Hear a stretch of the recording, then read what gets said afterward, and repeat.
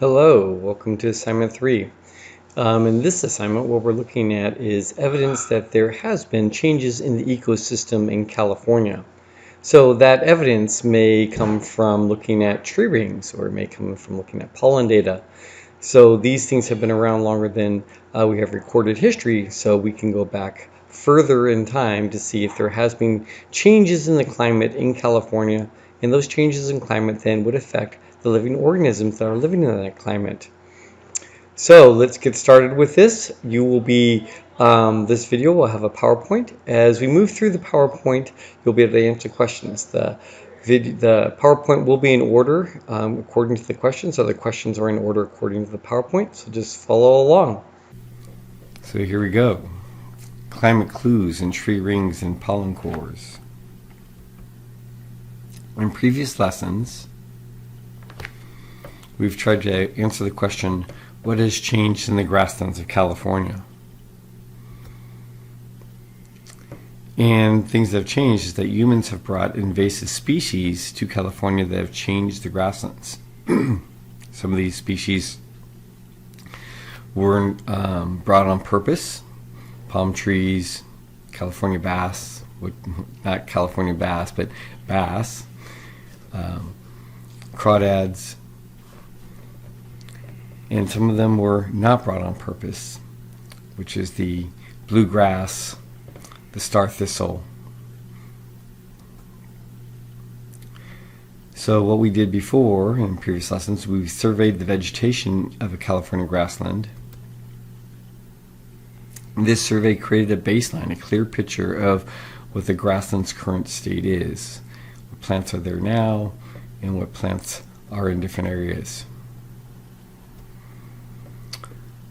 What are the students going to learn in this lesson? So in this lesson, students will look for evidence of climate changes and the effects these changes had on the grassland. So before we can do anything else, we need to define what a climate is and how is a climate different than weather.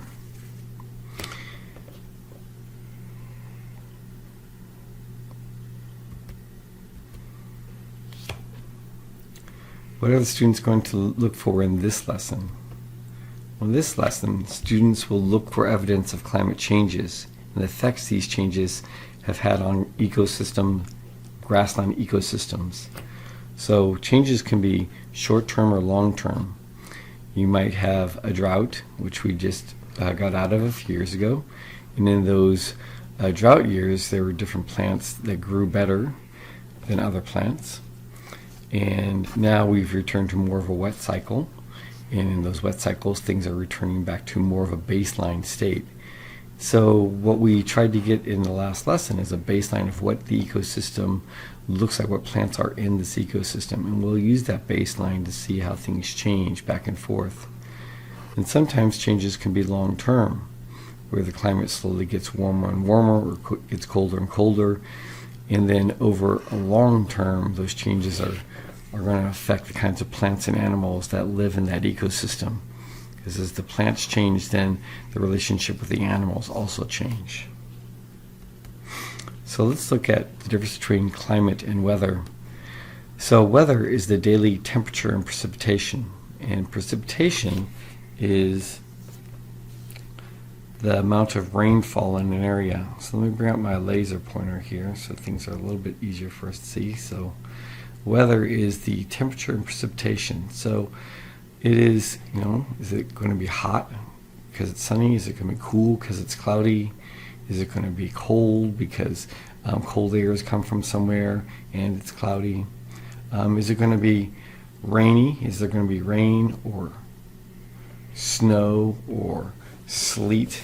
So those are the two characteristics of weather, temperature and precipitation. Climate is defined as average weather. So over time, you can look at the average weather and that'll tell us the climate at different times. So in California, our climate tends to be warm, hot summers that are dry and cool, wet winters. So that is the average climate in California. It's what we call a Mediterranean climate.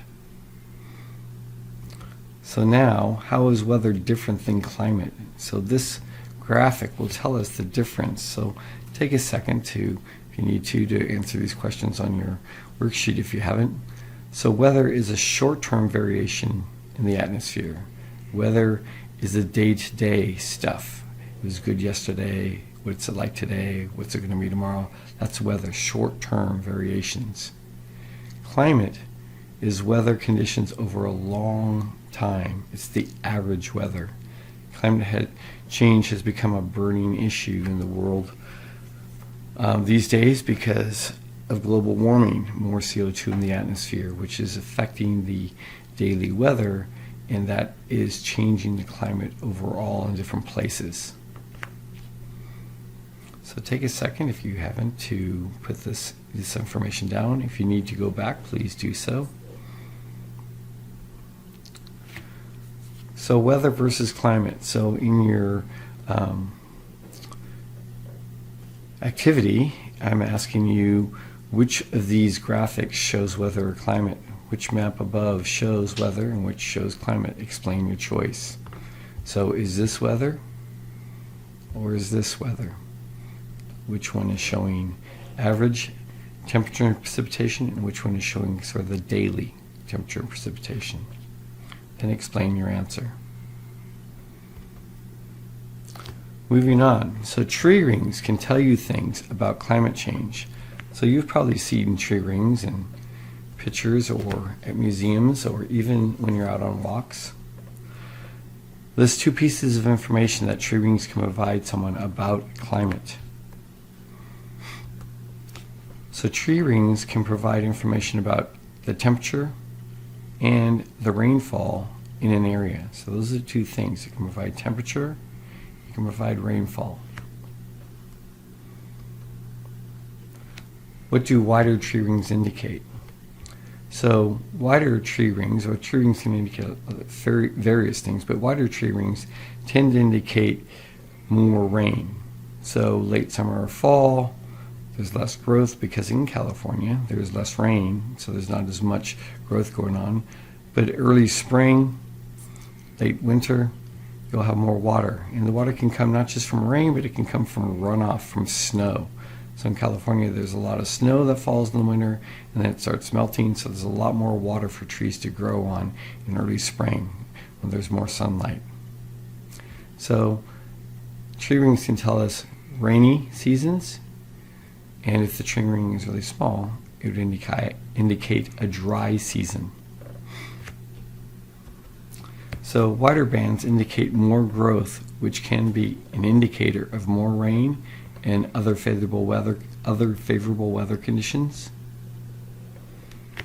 So other environmental conditions that can be inferred from tree rings are, tree rings can also tell us if the tree is tilting. It'll get more sunlight on one side and there'll be more growth on one side.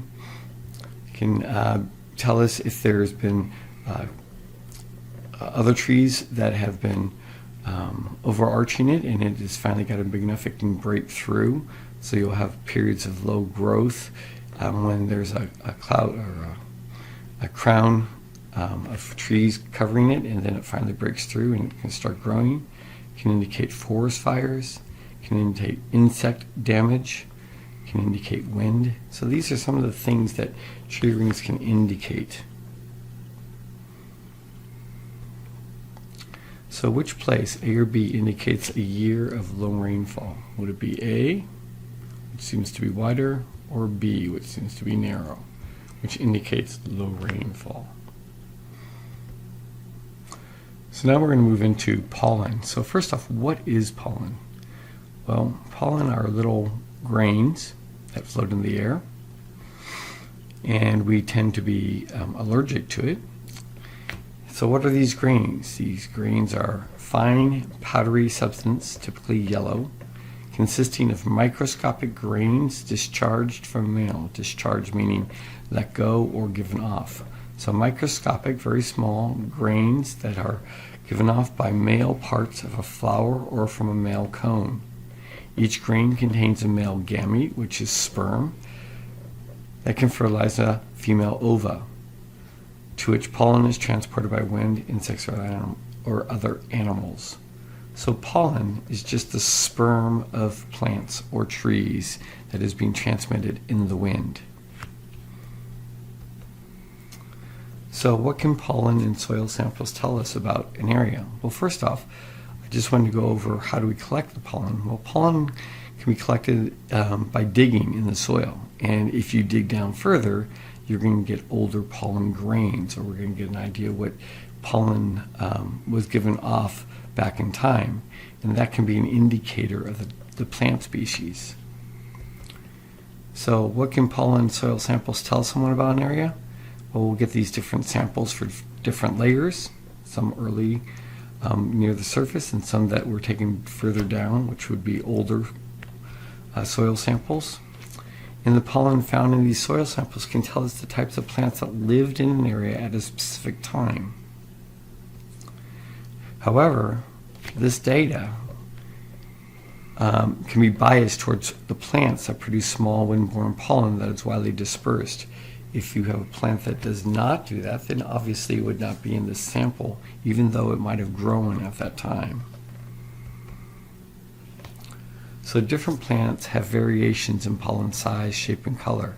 So what I want you to do is to draw a sketch of one of the pollen grains in your activity. So take one of these and quickly sketch it.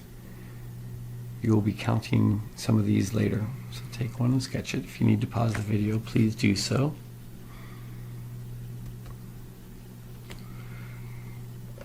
So describe how tree ring data and counts of pollen in soil samples can be used as evidence for the effects of climate change in a region. So in the next few slides we will be answering this question. So here's pollen data, and you can see that the data is over a period of time, 4,000 years ago, 7,000 years ago, 24,000 years ago. So they were taken from different places in a sample site, and each of these has 50 grains. So counts of pollen indicate the type of plants that lived in an area. So these different samples, and you can kind of see that there are different numbers of pollen in each one, which will indicate which plants were more productive at different times. And that can usually be traced back to what the weather was like at that time. Was there more rain? Was there more sunshine? Was it warmer? Was it colder? What was going on? Well, the type of plants that grow best can provide evidence for the type of climate in the past. So different plants prefer different climates.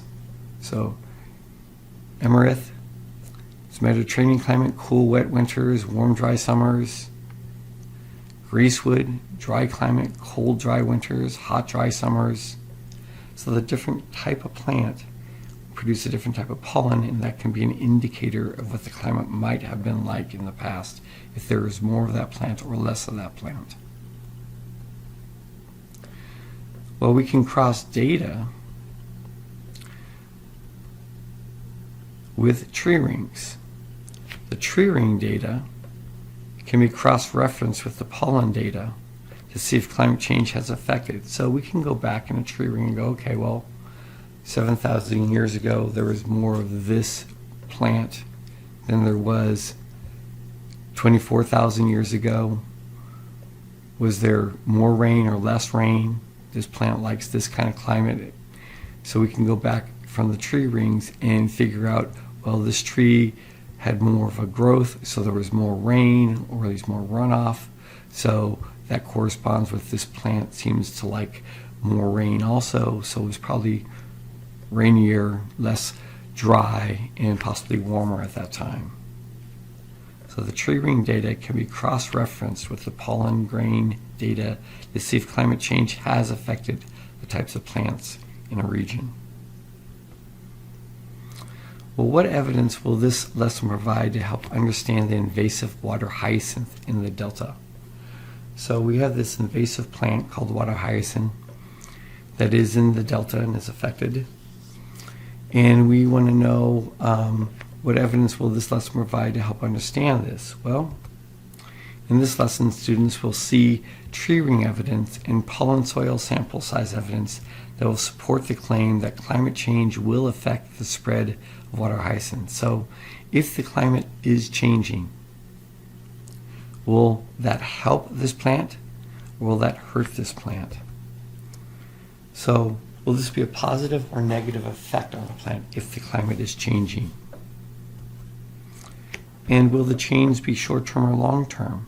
So if climate change is only a short-term effect, in other words, there's years of drought, that might help the water hyacinth for a short time, and then as we return to more of a baseline weather again, it might hurt the water hyacinth, or it could be the other way around. So in this lesson, we'll get evidence that will support one claim or the other. Then the next question is, what type of control methods will be used to control the water hyacinth? If the water hyacinth is favored by climate change and it turns to be a long-term effect, how will we control this? What will we do? Or will we leave it? Will the control methods cause more problems than for other plants in the system than just having the water hyacinth be there? So there are different ways you can control for water hyacinth. In the previous slide, we saw that they were spraying something. Here you can manually remove it, chop it up. So in future lessons, we will address the issue of if the climate is changing in a region and the plants are changing in a region, and consequently the animals and critters that live on the plants or live with the plants are changing in a region, do we need to control the growth of a specific plant or a specific animal so that the region will return to a baseline, or will we let it move to a new baseline with this plant or species living in that ecosystem?